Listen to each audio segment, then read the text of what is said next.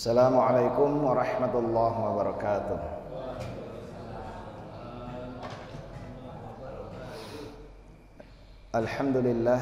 Alhamdulillahilladzi anzala sakinata fi qulubil mu'minin liyazdadu imana ma'a imanihim. Ashhadu an la ilaha illallah wahdahu la syarikalah wa ashhadu anna Muhammadan abduhu wa rasuluhu la nabiyya ba'dah. Para jamaah sekalian, pada subuh ini saya ingin melanjutkan kajian kita yang sempat terjeda, ya, materinya maksudnya. Terakhir kan kita masih membahas mengenai syurutu qabuli syahadatain, syarat-syarat diterimanya dua kalimat syahadat kita itu, ya. Sudah sampai nomor 6 kalau saya nggak salah, ya. Jadi saya ulangi lagi sedikit. Rukun Islam yang 5 itu, yang nomor 1 adalah apa Pak Yusuf? Rukun Islam nomor 1 adalah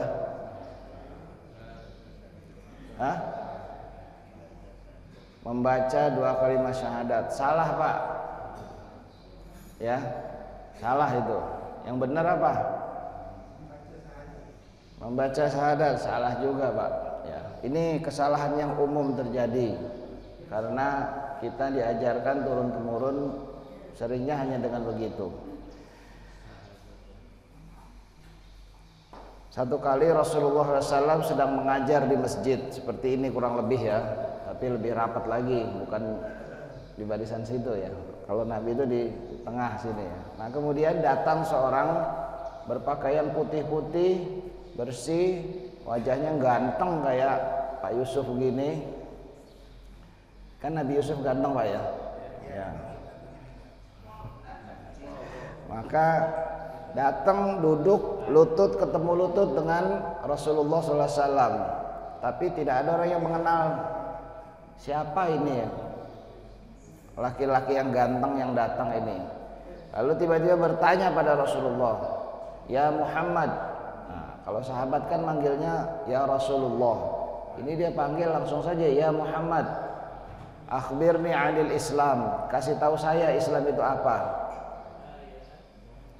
Rasulullah kemudian menjawab, "Al-Islam."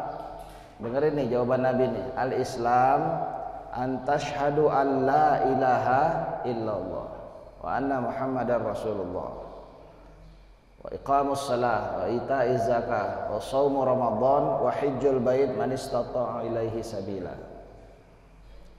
Dijawab dengan 5 rukun Islam. Coba dengerin rukun Islam pertama yang disebut oleh Rasulullah. Al-Islam antashhadu an la ilaha illallah.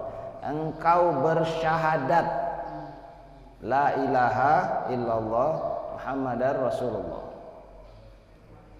Jadi di redaksi hadis yang lain hampir sama, cuma bunyinya syahadatu an la ilaha illallah wa anna Muhammadar Rasulullah. Syahadat itu sama juga, bersyahadat la ilaha illallah Muhammadar Rasulullah. Apa yang salah dari jawaban Pak Yusuf tadi? Ditambahin kata membaca. Ketika ditambahin kata membaca, akhirnya inilah rukun Islam paling gampang. Cuma baca tok kok, nah, gitu, ya. Padahal Nabi tidak pernah menyebutkan misalnya antaqulu asyhadu alla, engkau mengucapkan, nggak pernah. Nabi antaqra'u, engkau membaca, nggak pernah.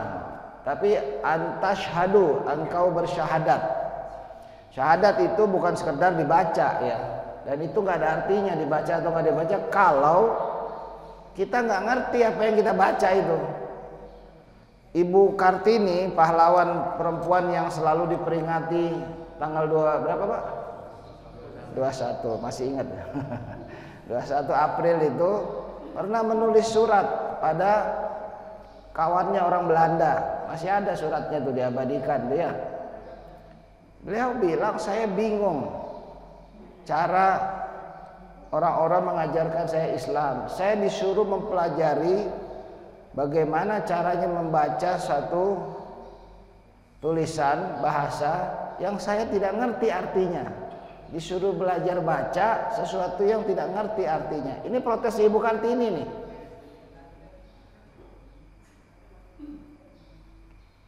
Dalam surah An-Nisa, surah keempat, itu ada ayat yang melarang kita sholat. Ya ayyuhalladzina amanu la taqrabus sholah wa antum sukara hatta ta'lamu ma taqulun. Wahai orang yang beriman, jangan dekati sholat kalau engkau lagi mabok. Jangan dekati sholat kalau engkau lagi mabok. Sukara itu mabok. Hatta ta'lamu ma taqulun, sampai kalian paham apa yang kalian ucapkan. Orang mabok itu nggak ngerti apa yang dia ucapkan, ya. Habis minum khamar ngomongnya ngelantur kemana-mana, nggak jelas apa yang diomongin. Dia tidak paham apa yang dia ucapkan. Nah, itu dilarang dalam Islam. Nah, kita sekarang alhamdulillah nggak ada yang mabok, ya. Ada di sini yang mabok? Nggak ada. Tapi walaupun kita nggak mabok, kita nggak ngerti juga apa yang kita ucapkan ketika lagi sholat. Jadi harusnya bagaimana? Ya harusnya kita paham apa yang kita ucapkan ketika sholat, supaya sholat itu ada efeknya buat kita.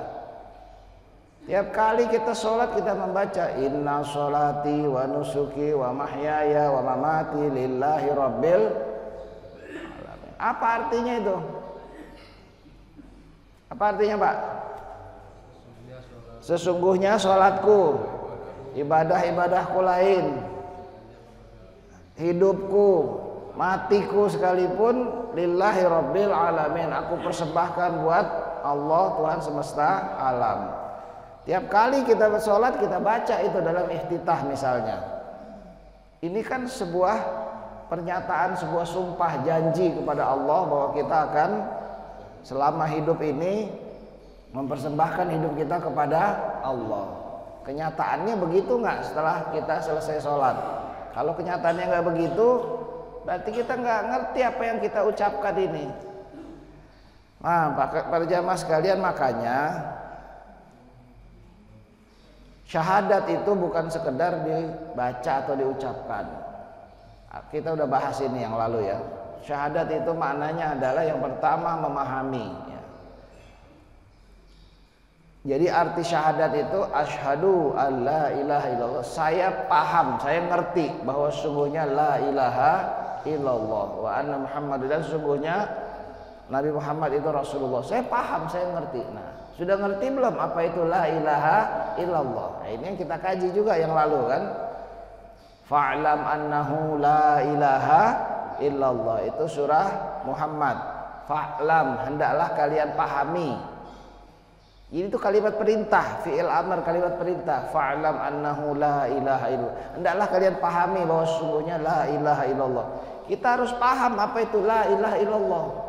Kalau kita nggak paham, maka mustahil hidup kita berada di atas la ilaha illallah Muhammadan Rasulullah. Nanti takutnya kita jatuhnya kena seperti yang Allah peringatkan, surah Al-Baqarah ayat 8. Wa minan nasi may yaqulu amanna billah wa bil yaumil akhir wa ma hum bimumin. Sebagian orang ada yang menyatakan bahwa dia beriman pada Allah dan pada hari akhir, di mata Allah dia bukan orang beriman. Nah, kan ngeri ini. Hal ataka hadithul ghasyiyah, sudah sampai belum berita yang menggemparkan itu? Apa itu? Wujuhu yawma idzin khashi'ah, wajah mereka hari itu tertunduk karena ketakutan. Amilatun nasibah, sudah capek-capek beramal di dunia ini. Tasla naron hamiyah, dilempar juga ke neraka. Sholat sudah, puasa sudah, kurban sudah, dilempar juga ke neraka. Kenapa begitu?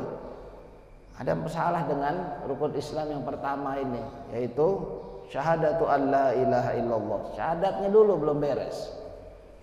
Jadi kalau syahadatnya nggak beres, ya maka ke belakangnya sholatnya, zakatnya, saum Ramadannya, hajinya sekalipun biasanya juga. Syahadat juga bermakna sumpah atau janji yang kita ucapkan. Hati-hati nih, kita bersumpah asyhadu an la ilaha illallah, saya bersumpah. Nah, kalau orang bersumpah itu kan berarti apa? Apa yang paling dituntut dari sebuah sumpah? Apa, Pak? Iya, apa yang dituntut dari sebuah janji atau sumpah itu apa? Hah? Ditepati, dilaksanakan. Nah, kita berjanji la ilaha illallah Muhammad, udah ditepatin belum? Bahwa kita akan menyingkirkan semua ilah kecuali hanya Allah. Tidak ada dalam hidup kita ilah-ilah lain kecuali hanya Allah. Apa sih ilah itu? Yang kita abdi selama hidup. Buat apa hidup kita selama ini? Apakah betul kita persembahkan buat Allah?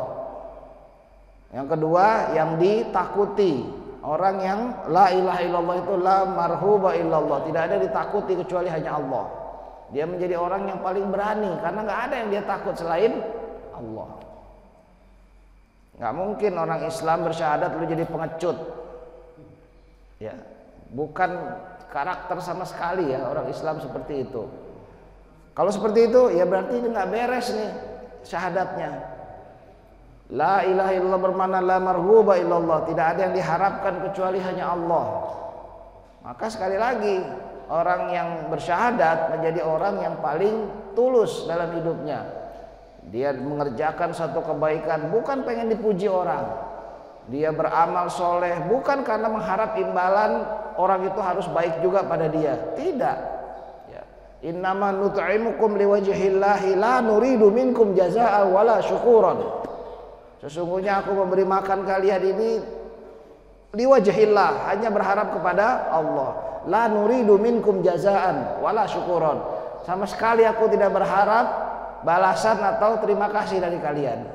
Dipuji kek enggak kek, dia tetap aja baik. La marghuba illallah, tidak ada yang diharapkan kecuali hanya Allah. Dan la ilaha illallah juga bermakna la mahbuba illallah, tidak ada yang dicintai kecuali hanya Allah. Semua kecintaan itu semua kalah kalau dihadapkan dengan kecintaan kepada Allah. Apa sih yang kita cintai, yang kita sukai? Nih kan kalau udah keluar yang begini nih, saya biasanya kalah. Perhatiannya ke situ semua. Makan minum, siapa yang nggak suka makan minum ya? Pak Sam seneng nggak? Makan minum seneng apa Yusuf? Ya iyalah, kalau nggak seneng gimana ya. Tetapi ketika perintah Allah datang untuk puasa Ramadan, kita kalahkan itu. Kita rela untuk tidak makan dan tidak minum, walaupun perut lapar, walaupun makanan sudah disediakan oleh istri kita, dimasak oleh istri sendiri, dihidangkan di rumah sendiri, hasil dari nafkah kita sendiri. Tapi Allah bilang kalau belum adzan maghrib jangan disentuh. Ya kita taat. Ya itu lihat ya betapa yang lain kita kalahkan. Kemudian apa lagi misalnya? Nabi Ibrahim diuji oleh Allah kecintaannya pada anaknya. Tuh kemarin Idul Adha ya kan? Dan ini menjadi kisah yang sampai hari ini harus kita tiru. Turun perintah, ya bunayya inni ara fil manami anni azbahuka fanzur madza tara. Wahai anakku, ayah mimpi menyembelih engkau. Bagaimana pendapatmu? Bapaknya tanya pada anaknya dulu. Anaknya pun menjawab, ya abati fa'al ma tu'mar satajiduni insyaallah minas sabirin. Wahai bapakku, kerjakan saja apa yang Allah perintahkan kepadamu. Engkau dapati aku insya Allah termasuk orang yang sabar. Siap juga anaknya. Kecintaan kita diuji ketika Allah minta itu. Dan kemudian kita boro-boro disuruh nyembelih anak ya. Disuruh nyembelih sapi aja kita entar besok ya kan. Tahun ini berapa? Kemarin berapa yang kurban di sini? Pak Yusuf? 9 kali 7 63. Kambing 11. 63 tambah 11 74. Cuma 74 keluarga nih di sini. Ada berapa kira-kira RW 20 nih? 300. Ya 70. Ya begitulah Pak ya. 300 satu RW, yang korban cuma 73 atau 74. Tahun lalu berapa coba? Sama lah rata-rata. Baik, kalau gitu ini materi hari ini memang harusnya. Oke, baiklah ya. Jadi la ilaha illallah itu maknanya terutama yang paling tinggi adalah la hakima illallah. Tidak ada yang hukum-hukumnya ditaati kecuali hukum-hukum Allah. Apa maknanya? Kalau ada hukum atau aturan lain bertentangan dengan Al-Quran, yang menang yang mana? Al-Quran dong. Jangan sampai kayak siapa tuh dulu yang bilang kalau ayat suci bertentangan dengan ayat konstitusi, yang menang ayat kalau bagi orang Islam ayat suci yang menang, bagaimana ya? Tapi kalau nggak salah yang ngomong bukan orang Islam Pak, jadi wajar ya. Dia nggak ngerti mungkin ya. Udahlah, udah lupain itu. Nah, karena itu Bapak Ibu sekalian, sama seperti rukun Islam yang lain, sholat, zakat, saum Ramadan, haji, ini kan semua ada syaratnya, betul nggak? Kita sholat emang boleh sembarangan sholat. Sholat subuh aja ada syaratnya. Apa syaratnya Pak? Supaya diterima sholat itu oleh Allah, kan ada syaratnya. 2 rakaat. Iya, apalagi syaratnya sholat subuh Pak Yusuf? Niat.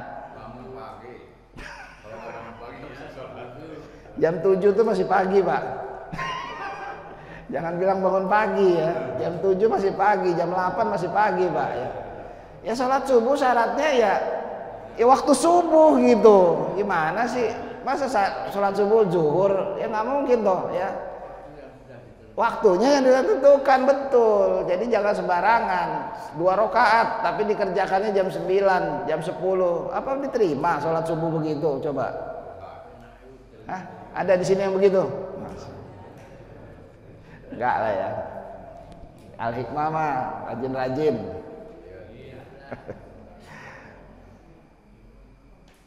Saum ada syaratnya. Ya, mulai kita menahan itu mulai subuh. Berhentinya ketika maghrib. Pak Sam ini rupanya kuat. Saya maghrib nggak mau buka dulu Ustaz. Masih kuat sampai isya. Boleh nggak begitu? Bukannya tambah pahala, nggak diterima puasa model begitu. Bukalah dulu walaupun hanya seteguk air, sebutir kurma. Buka dulu, jangan. Jadi ibadah itu sesuai yang Allah mau, bukan sesuai yang kita mau. Taat itu sesuai yang Allah kehendaki, yang Rasulullah contohkan, bukan suka-suka kita. Ya, inilah bukti ketaatan. Allah maunya begini, Rasulullah contohnya begini. Kok nggak sama dengan ya yang kalah? Jadi kadang-kadang kita ini kan beragama nih, beribadah ini hanya karena kebiasaan, bukan karena ilmu. Saya pernah di daerah Kabupaten Tangerang sana, agak jauh ya. Satu kali sholat Jumat ya, karena saya di awal, saya duduk di shaf pertama. Setelah sholat Jumat normal semua saya dengerin khutbahnya, lalu sholat berjamaah, setelah salam, assalamualaikum warahmatullahi, assalamualaikum warahmatullahi. Tiba-tiba ada seorang yang komat lagi. Loh, sholat apa lagi nih komat? Allahu akbar, Allahu akbar, asyhadu alla. Saya mundur akhirnya, nggak ikut sholat. Ternyata mereka sholat lagi 4 rakaat. Habis sholat Jumat, komat lagi sholat zuhur Pak, 4 rakaat. Ketika salam, satu masjid ngeliatin saya karena saya doang yang nggak sholat. Kenapa nggak ikut sholat? Sholat apa? Saya bilang sholat zuhur. Lah tadi kan udah sholat Jumat. Ya sholat zuhur lagi. Loh, emang ada ajarannya begitu? Ya begitu katanya. Ada dalilnya Pak. Ada Nabi contohin begitu. Ya nggak ada. Dari dulu di sini ya begini katanya. Nah, kan repot kalau dari dulu di sini begini. Di sini mah mungkin udah nggak ada kali yang gitu ya. Nggak ada ya. Soalnya masih ada tuh Pak, kurang jauh mainnya Pak. Ya, jadi begitu ya. Kebanyakan mereka beribadah bukan karena ilmu, bukan karena dalil, bukan karena petunjuk, tapi hanya karena kebiasaan. Ini bahaya nih model begini. Ketika datang pemahaman ilmu menjadi dalil untuk ibadah itu, mereka menolak karena bertentangan dengan kebiasaan. Ya. Mungkin ucapan mereka akan sama seperti ucapan orang kafir yang direkam dalam Al-Qur'an. Wa idza qila lahum ittabi'u ma anzalallah, kalau dikatakan pada mereka ikutilah apa yang diturunkan oleh Allah ini, qalu, mereka menjawab, bal nattabi'u ma alfaina alaihi aba'ana, cukuplah kami mengikuti apa yang sudah dilakukan oleh bapak-bapak kami dulu, cukuplah bagi kami tradisi nenek moyang kami. Jawabannya begitu ya, kan repot nih ya. Baik. Karena itu syarat syahadat sama seperti sholat, zakat, saum, haji, yang semua ada syaratnya. Haji ada syaratnya nggak Pak? Ya ada. Apa misalnya? Ya dikerjakan pada waktu yang ditentukan. Al-hajju ashhurum ma'lumat. Haji itu pada bulan yang sudah ditentukan. Yaitu bulan apa? Bulan Dzulhijjah. Haji itu hanya 5 hari, 6 hari, 8, 9, 10, 11, 12, 13. Ini tanggal 8 sampai 13, inilah puncak ibadah haji itu. 8 ke Mina, 9 ke Arafah, 10 kemudian ke Musdalifah, ke Mekah lagi, ke Masjidil Haram, balik lagi, kemudian nahan 11, 12, 13 ini lontar jumroh semua. Nah, itu udah clear sebetulnya. Tapi karena antriannya panjang, ada yang sampai 20 tahun, ada yang lebih ya. Bayar ONH sekarang, Pak Sam 30 tahun lagi baru bisa dapat porsi berangkat. Sekarang umur berapa Pak? 20. 30 tahun lagi baru boleh berangkat masalahnya kan. Nah, akhirnya muncullah pemikiran oleh seorang yang katanya cendekiawan muslim, lalu mengusulkan supaya menghindari antrian yang berkepanjangan begini, mari kita usulkan pada pemerintah Saudi supaya haji itu jangan hanya dilaksanakan bulan Dzulhijjah, boleh juga bulan Muharram, Safar, Rabiul Awal, haji Pak, ada aja ya. Jadi supaya kesempatannya bisa merata. Masuk akal nggak? Masuk. Baik nggak kira-kira? Kayaknya baik. Bener apa salah? Salah gitu ya. Yang baik belum tentu benar, yang benar insya Allah pasti baik. Nggak bisa ketentuan ini diabaikan. Nah, kalau sholat, zakat, saum, haji ada syaratnya, bagaimana dengan syahadat? Ada nggak syaratnya? Nah, kita sudah bahas ini. Ada 7 syarat diterimanya syahadat itu. Syurutu qabuli syahadatain. Yang lupa atau nggak ngikutin, masih ada di YouTube ya? Masih kan? Nah, silakan lihat lagi tuh rekaman yang lalu ya. Syarat pertama dari syahadat itu adalah al-ilm al-munafi lil jahl. Syarat pertama syahadat itu adanya ilmu pemahaman yang akan menghapuskan kebodohan, ketidaktahuan. Jadi Bapak Ibu sekalian, ayat yang pertama turun itu Iqra, suruh baca, suruh paham, suruh ngerti kita ini. Petunjuk pertama yang Allah turunkan, yang Allah berikan kepada kita adalah akal pikiran kita ini. Pakai dulu itu. Kalau mau tahu mana yang benar, mana yang salah. Tapi akal doang nggak cukup. Maka kemudian akal itu akan butuh petunjuk yang kedua, Quran ini. Quran ini memberi jawaban apa-apa yang akal tidak sanggup mendapatkan jawabannya. Quran ini petunjuknya. Sehingga Quran ini nggak bisa jadi petunjuk kecuali oleh orang yang mau berpikir. Kalau orang itu malas mikir, nggak bisa dapat petunjuk dari Quran.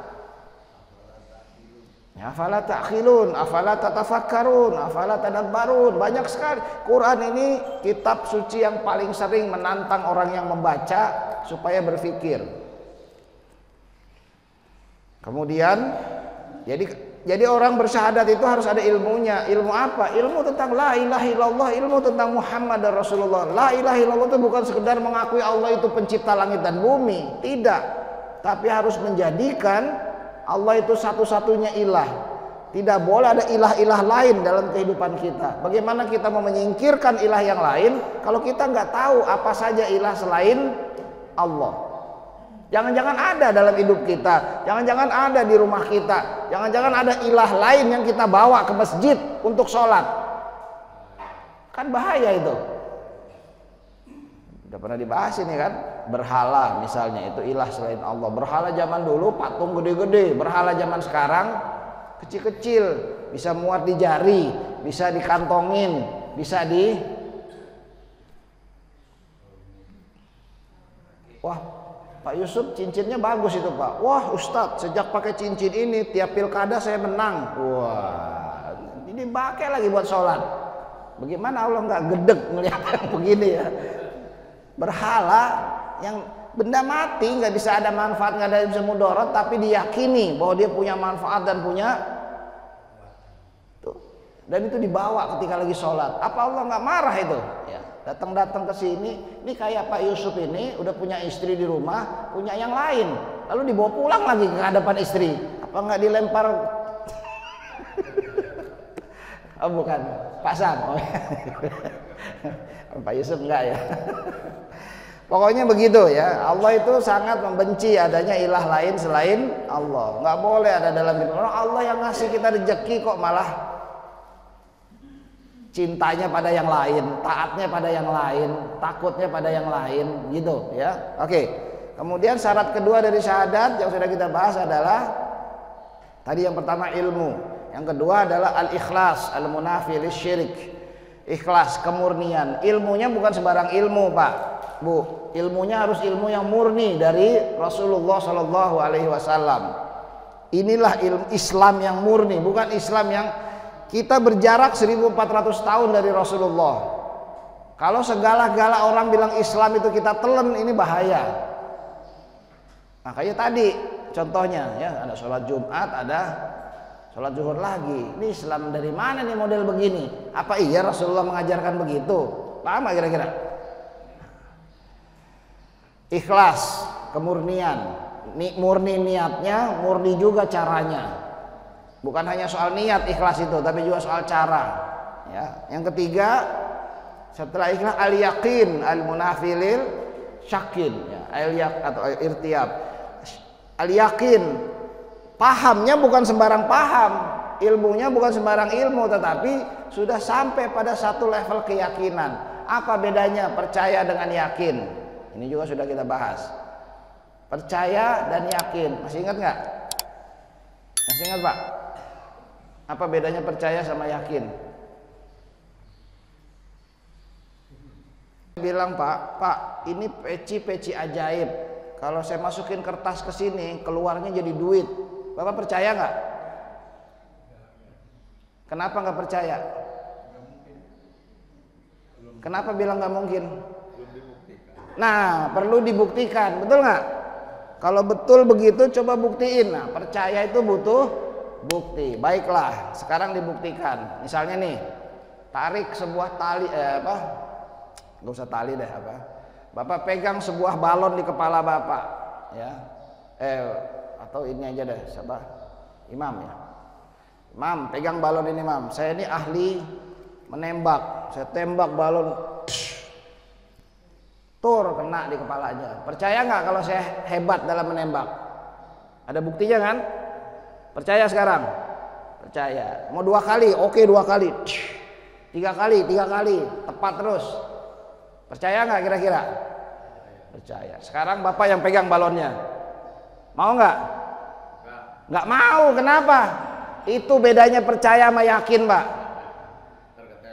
Nah, ya kan? Bapak nggak yakin itu. Percaya sama yakin tuh di situ bedanya. Kalau kita percaya, oh iya.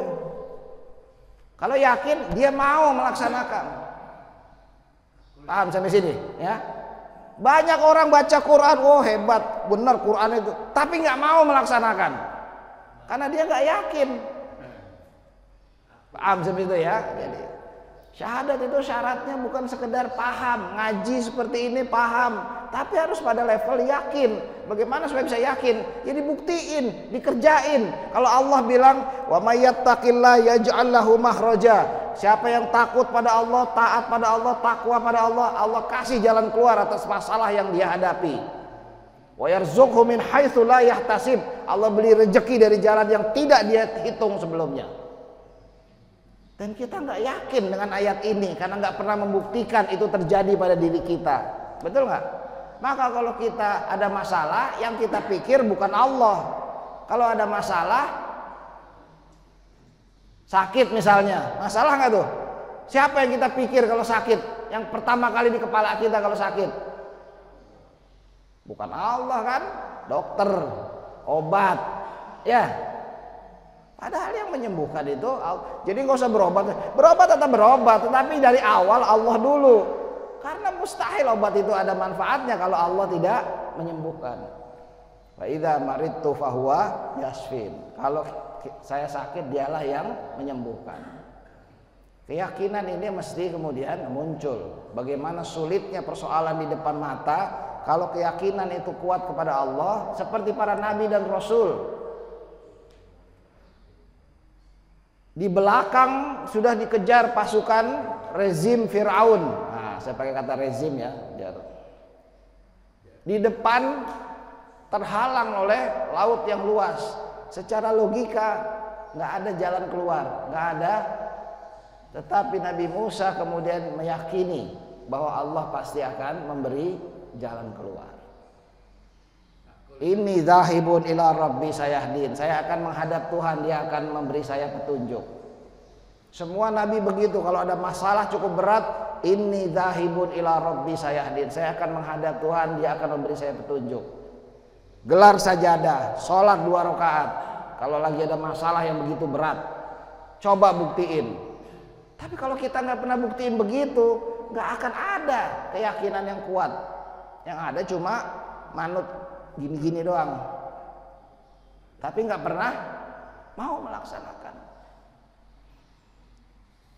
Misalnya orang yang berinfak itu nggak akan ada miskinnya. Orang yang berkurban itu Allah pasti ganti hartanya, apalagi pergi haji.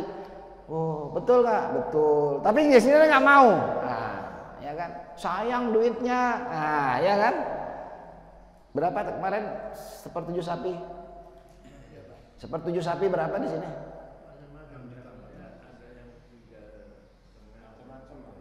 3,5 juta lah katanya. 3,6 biar gampang. Sayang 3,6 juta buat beli sapi, mendingan buat beli handphone yang baru. Nah, kan nggak masuk akal dia. Bukan nggak punya duit dia. Sayang, mendingan buat beli rokok, lumayan 200.000. 300.000 sebulan kali 12 3.600.000 ya. Ngerokok kuat, kurban nggak kuat. Tuh ya, bukan orang sini bukan ya. Sini mah. Baik ya. Itulah keyakinan. Syarat ketiga, syarat keempat adalah apa deh? Masih ingat nggak? Setelah ilmu, ikhlas, yakin, kemudian yang keempat adalah lupa ya, as-sidqu ya. Sidik itu al-munafi lil kadzib, yang akan menolak al-kadzib. Jadi sidik dan kadzib itu, sidik itu artinya membenarkan dengan perbuatan, dengan tindakan ya. Bukan percaya itu kan di sini doang, Pak ya. Sidik itu misalnya tadi ada kenceleng liwat saya lihat. Itu kalau kita nyemplung disebut apa? Sodakoh, betul nggak? Sodakoh itu membenarkan pakai tindakan, bukan cuma digeser aja kencelengnya. Cuma digeser doang. Nah, atau pura-pura tidur. Ini sodakoh itu artinya pembenaran ya. Lawannya adalah sidik, lawannya kadzib. Kadzib itu bukan berbohong tapi menolak kebenaran. Ya. Ara'aital ladzi yukadzibu biddin. Tahu nggak kalian orang yang menolak agama itu, tidak mau melaksanakan agama itu? Kalau di sini diterjemahkan mendustakan agama itu. Fadzalikan ladzi yad'ul yatim. Itulah orang yang suka menghardik anak yatim, wala yahuddu ala tu'amil miskin, dan tidak mau memberi makan orang miskin. itu disebut orang yang menolak agama. Yukadzibu, kadzib. Lawannya adalah yusaddiqu, membenarkan dengan tindakan. Syahadat menuntut tindakan, bukan sekedar pemahaman. Syahadat menuntut tindakan. Ini syaratnya. Kalau kita membenarkan tapi nggak pernah mau melaksanakan, maka syahadat kita bermasalah nih. Kemudian ya ada lagi yang ke-6 ya, al-mahabbah al-munafiyatu lil karahah. Al-mahabbah itu kecintaan. Levelnya sudah bukan hanya sekedar kewajiban tapi kecintaan. Al-munafiyatu lil karahah, yang akan menolak kebencian, ketidaksukaan. Ketika kita sudah sampai pada level cinta kepada Allah, la mahbuba illallah, maka apa-apa yang Allah perintahkan itu kita laksanakan dengan penuh kecintaan, bukan terpaksa. Kurban bukan terpaksa, kita penuh dengan sholat subuh bukan terpaksa, tapi memang kitanya kan beda tuh. Kalau orang mencintai sesuatu lalu dia mengerjakannya, itu beda dengan orang yang terpaksa. Orang yang mencintai pekerjaannya, dia akan bekerja dengan luar biasa. Gaji itu cuma bonus gitu. Karena dia suka apa yang dia kerjakan. Apa misalnya? Pekerjaannya misalnya nih apa tuh yang suka review makanan, kerjanya makan sana sini. Maka dia suka makan. Udah gitu dapat bayaran lagi. Nah, siapa yang nggak suka? Itu contohnya aja ya. Dia mencintai apa yang dia lakukan. Maka harusnya apa-apa yang Allah perintahkan itu kita sebagai orang bersyahadat naik levelnya sampai ke level kecintaan, bukan sekedar keterpaksaan terus. Anak-anak kita, bagaimana kita mendidik mereka supaya mereka tuh suka bangun subuh misalnya, bukan terpaksa, bukan ya awalnya mungkin dipaksa ya, karena kalau nggak dibangunin nggak bangun-bangun, tapi terus kita berikan pengertian, pemahaman, pembiasaan sampai mereka sendiri menyukai itu. Sehingga kalaupun nanti anak kita harus sekolah di luar kota misalnya atau di luar negeri, kita tidak khawatir karena mereka sudah mencintai sholat misalnya. Jadi kalau bapaknya aja nggak begitu, gimana anaknya mau begitu, ya kan? Nah, repot. Udah azan sholat, bapaknya sendiri nggak sholat. Ibunya juga, udah anak cepetan sana ke masjid, ibunya masih nonton sinetron aja. Ya gimana kemudian mau? Nah, sedikit untuk hari ini adalah syarat terakhir dari syahadat itu, yang ketujuh adalah al-inqiyadu al-munafi lil imtina, bertambah-tambah, progresif, yang akan mencegah stagnasi. Stagnasi itu apa tuh apa? Ya, nggak ada kemajuan. Oke, ambil contoh ya, dalam surah Al-Fat surah ke-48 ayat ke-4. Tadi hamdalah saya baca ayat itu ya. Huwallazi anzala sakinata fi qulubil mu'minin liyazdadu imanan ma'a imanihim. Dialah Allah yang menurunkan ketenangan pada hati orang beriman itu supaya bertambah-tambah keimanannya di atas keimanan yang sudah ada. Liyazdadu, ziyadah. Al-inqiyadu itu artinya ziyadah, bertambah-tambah. Rasulullah pernah berdoa, doanya sering juga kita dengar ini. Allahumma aslih li dini fa inna huwa ismatu amri. Ya Allah, perbaikilah agamaku, sungguhnya itulah pokok pangkal segala urusanku. Wa aslih li dunyaya fa inna fiha ma'ashi. Perbaikilah duniaku, sungguhnya di situ aku mencari kehidupan. Wa aslih li akhirati fa inna ilaiha ma'adi. Perbaiki juga akhiratku ya Allah, karena kesana aku akan menuju. Waj'alil hayata ziyadatan li fi kulli khair, dan jadikanlah ya Allah sisa hidupku ini bertambah-tambah kebaikan. Waj'alil mauta rahatan li min kulli syarr, dan jadikanlah kematianku ini ya Allah menjadi stop, istirahat dari segala keburukan. Hidup itu harus menjadi ziyadatan fi kulli khair, bertambah-tambahnya kebaikan. Nah, itulah kemudian lahirlah pemahaman yang sering disebut Islam yang progresif, Islam yang bertambah-tambah kemajuannya. Itu dimulai dari diri kita yang bersyahadat, kita ini Islamnya harus terus bertambah dong. Siapa di sini yang karyawan coba? Ente kerja di mana? Hah? Balai kota. Ya, udah berapa tahun? 6 tahun. Dari 6 tahun yang lalu gaji ente nambah nggak sekarang? Nambah lah ya. Kita kerja gaji tiap tahun aja pengen nambah ya. Naik gaji lagi, naik gaji lagi, naik gaji lagi. Kalau nggak nambah gitu. Yang lain nambah, ente doang yang nggak nambah misalnya. Bagaimana tuh kalau kayak gitu? Protes pasti kan. Nah, kalau soal gaji, soal kerja aja kita maunya bertambah-tambah, kenapa soal Islam kita nggak mau bertambah? Bagaimana Islam? Saya pernah diwawancara kerja dulu ya. Pengalaman berapa tahun? Udah 4 tahun di perusahaan ini. Apa pertanyaannya? Ini pengalaman 4 tahun atau pengalaman 1 tahun diulang 4 kali? Kaget saya kan. Pengalaman 4 tahun atau pengalaman 1 tahun diulang 4 kali? Maknanya apa? Kalau pengalaman 4 tahun dia progres. Masuknya sebagai staf biasa. Setelah 2 tahun naik jabatannya, naik lagi sampai jadi kepala bagian misalnya, naik lagi sampai manajer. Ah, itu progres. Ini 4 tahun, 5 tahun, 10 tahun yang ngulang-ngulang aja. Nggak ada gaji doang naik, tapi nggak ada keterampilan bertambah, nggak ada. Buat apa? Kerja sekolah aja begitu, kelas 1, kelas 2, kelas 3, kelas 4, kelas 5. Masa sekolah 6 tahun kelas 1 melulu? Mau begitu ya? Islam menyuruh kita seperti itu. Bagaimana Islam kita? Bertambah nggak? Udah berapa tahun Pak Yusuf ini jadi orang Islam? Berapa tahun? 20 tahun. Baru 20 umurnya. Sama sama Pak Sam ya.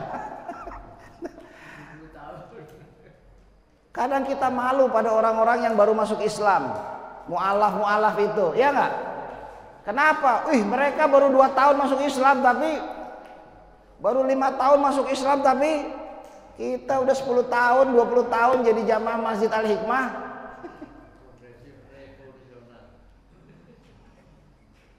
Pak Sam udah berani belum jadi khotib Jumat di sini? Udah berapa tahun jadi jamaah Al-Hikmah? Timbang jadi khotib Jumat aja masih nggak bisa. Emang nggak ada ilmunya? Terus?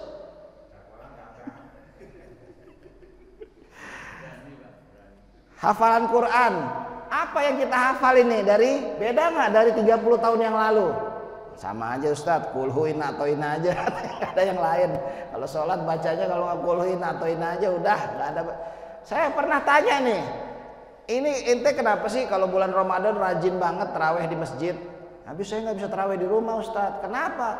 Saya hafalnya cuma Qul a'udzu birabbil falaq, qul a'udzu birabbin nas. Jadi kalau 11 rakaat masa bacanya itu terus katanya. Oh, jadi dia ke masjid karena nggak bisa sholat 11 rakaat baca cuma 2 yang dia hafal.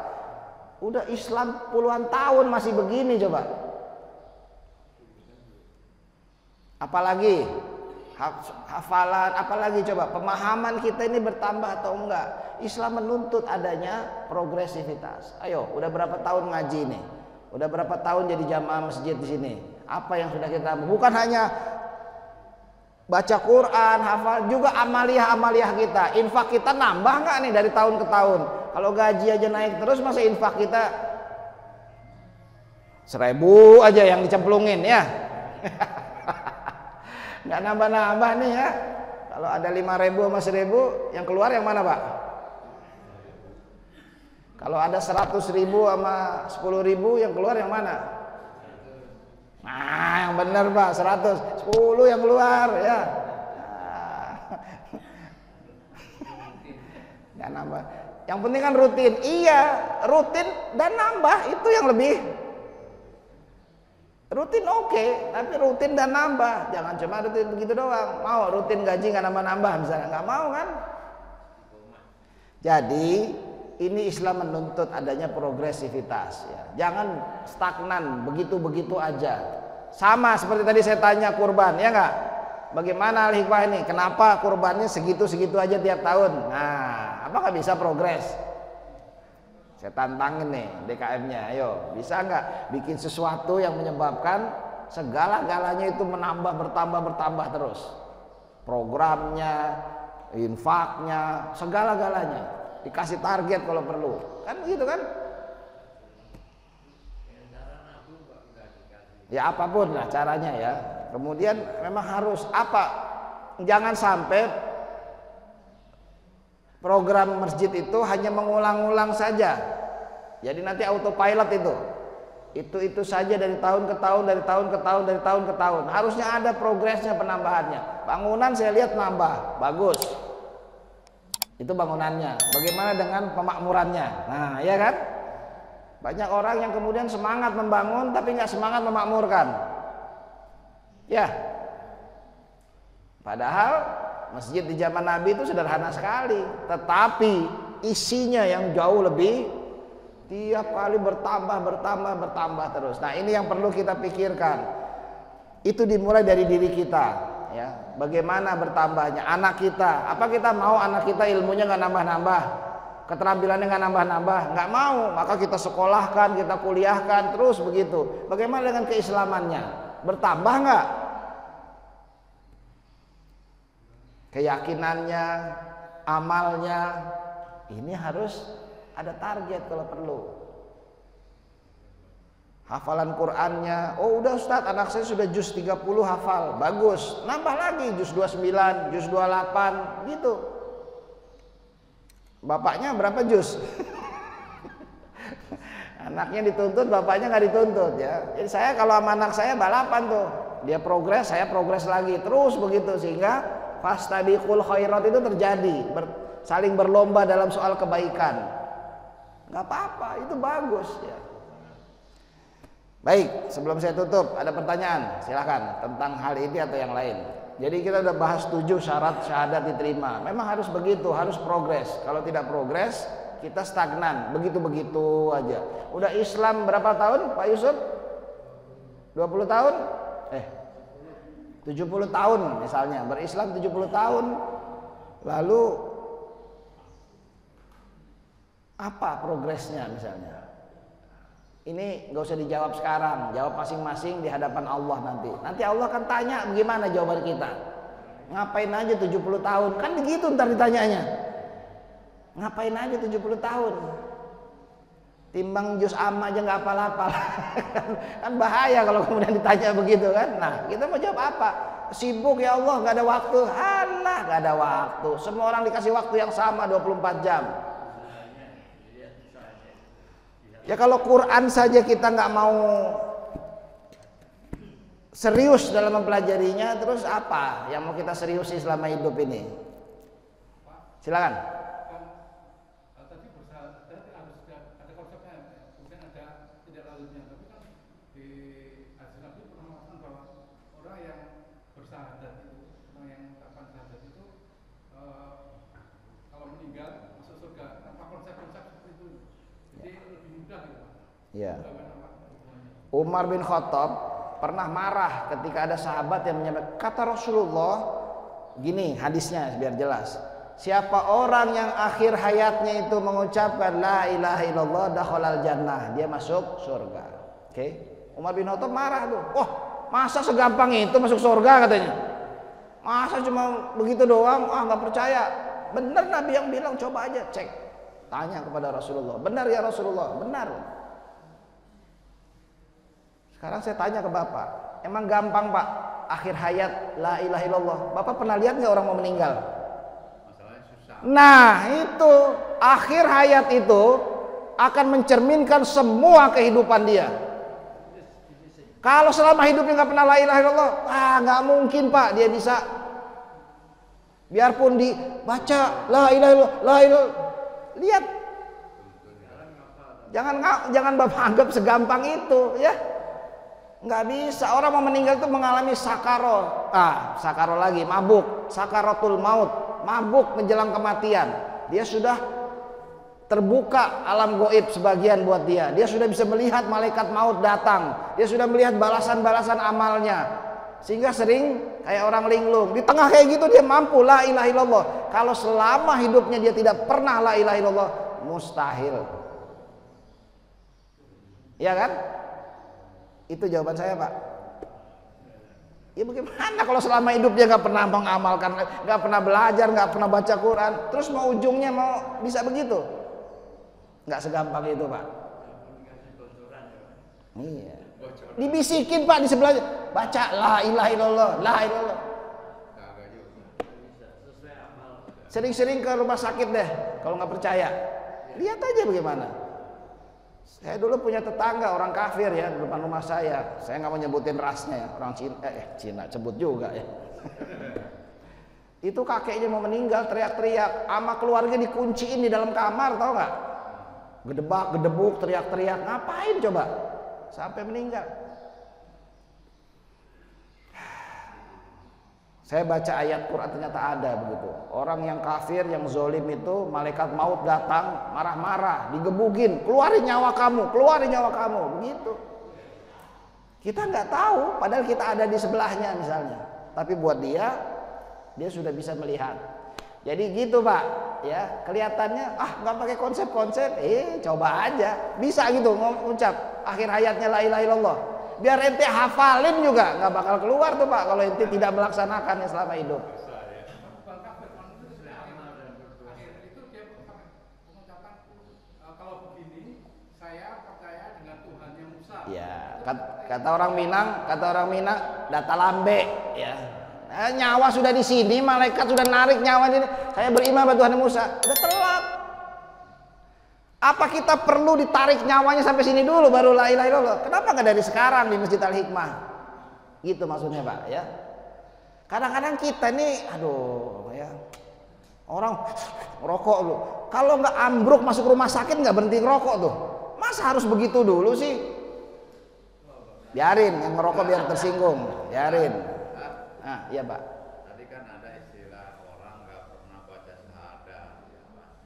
Tapi di saat dia dicabut nyawanya dia bacain.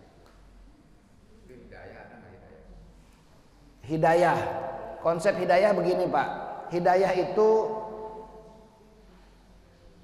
may yahdillah fala mudhillalah wa may yudlil fala hadiyalah. Siapa yang diberi petunjuk oleh Allah tidak ada yang bisa menyesatkan dia. Siapa yang disesatkan oleh Allah tidak ada yang bisa memberi petunjuk buat dia. Apakah Allah tuh pilih-pilih orang buat diberi hidayah? Coba jawab. Iya. Siapa yang Allah pilih untuk diberi hidayah? Siapa yang Allah nggak kasih hidayah? Tahu nggak, Pak? Bingung. Ada orang bilang sama saya begini, Pak Yusuf misalnya, ngaji dong ke Masjid Al-Hikmah. Saya belum dapat hidayah, Ustadz. Nanti aja kalau saya udah dapat hidayah baru saya ngaji. Kira-kira benar nggak jawabannya tuh? Apa sih hidayah itu? Dalam surah Al-Baqarah cerita tentang Nabi Adam diturunkan itu kemudian disebut qullah bitu minha jami'a.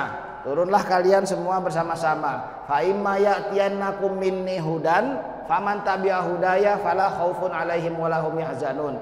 Nanti di bumi itu kalau engkau bertemu dengan hidayah dariku, siapa yang mengikuti hidayah itu, itulah orang yang tidak ada khawatir dan tidak ada sedihnya. Walladzina kafaru wa kadzabu, siapa yang kafir dan menolak. Jadi hidayah itu Allah kasih ke semuanya, Pak. Ada yang mau mengikuti, ada yang enggak. Kayak gini, Pak, kalau ibarat saya gampang ya, kayak siaran televisi.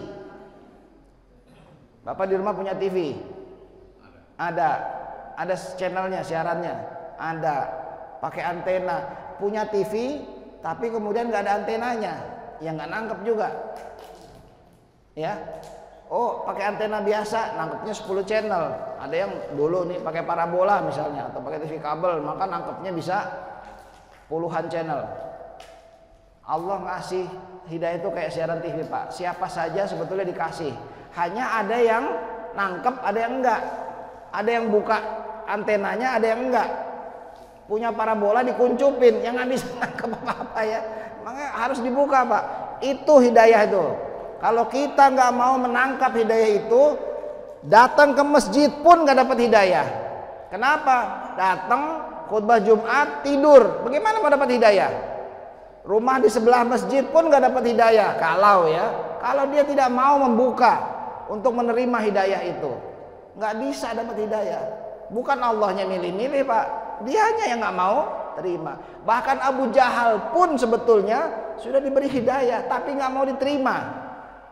Datang padanya orang yang ngajak ke masjid, dia tolak. Itu dia yang nggak mau menerima hidayah.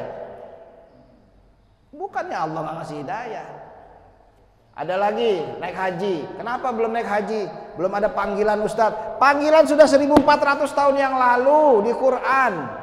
Kitanya aja yang budek Pak, nggak mau dengerin panggilan itu, sehingga nggak pernah mau berangkat. Punya duit ke luar negeri, punya duit ke sono ke sini, haji mantar aja belakangan. Nggak dapat tuh akhirnya. Jelas kira-kira ya. Jadi hidayah itu bukannya Allah pilih-pilih, enggak Pak. Allah kasih hidayah. Bahkan di penjara paling busuk sekalipun Allah beri hidayah ke sana bagi orang yang mau menerimanya. Datang Pak hidayah. Kalau kita sungguh. Saya punya teman lahir besar orang Hindu di Bali, bapaknya pendeta besar di Bali, nggak ngerti Islam sama sekali, tapi dia mulai merasa ajaran agamanya ini nggak benar nih, sehingga dia mencari seperti Nabi Ibrahim dan ketemu akhirnya. Itu hidayah tuh, dia berusaha dan Allah akan kasih. Kayak rezeki lah Pak. Apa kemudian kita mau duduk-duduk aja Allahumma rzuqni. Sama Umar bin Khattab ditendang orang model begitu. Mau rezeki ke pasar sono, angkut-angkut beras kek. Jangan cuma di sini Allahumma rzuqni. Mau dapat hidayah, belajar sono. Jangan diem-diem baik mau dapat hidayah, nggak mungkin. Nah, begitu Pak ya, konsepnya hidayah itu seperti itu. Baik, cukup ya. Kita akhiri hari ini ya, mudah-mudahan dengan kita memahami syarat-syarat diterimanya syahadat itu, mulai kita benerin nih syahadat kita ya. Udah paham belum? Udah progres belum? Udah ikhlas belum? Dan seterusnya. Dan mudah-mudahan Allah menerima iman dan Islam kita sampai akhir hayat kita. Amin ya rabbal alamin. Subhanakallahumma wa bihamdika asyhadu an la ilaha illa anta astaghfiruka wa atubu ilaik. Alhamdulillahirabbil alamin. Assalamualaikum warahmatullahi wabarakatuh.